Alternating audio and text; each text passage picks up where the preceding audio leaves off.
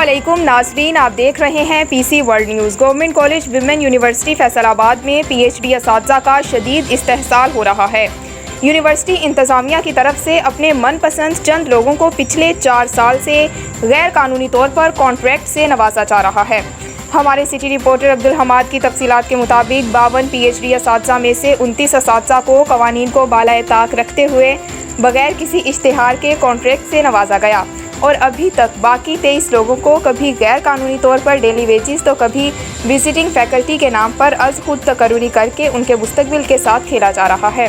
قابل ذکر بات یہ ہے کہ تمام اساتذہ کی پہلی تقرری ایک ہی طریقے سے ہوئی تھی، جو HEC کی طرف سے پی ایچ ڈی کے بعد IPFP کے طور پر کی جاتی ہے۔ مزید برآں یونیورسٹی ہزا کو اساتذہ کی اشد ضرورت بھی ہے۔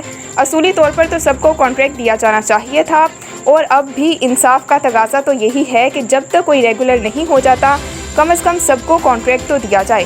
لیکن انتظامیہ کی نااہلی اور اقربا پروری کی وجہ سے تمام وزٹنگ فیکلٹی کا مستقبل داؤ پہ لگا دیا گیا۔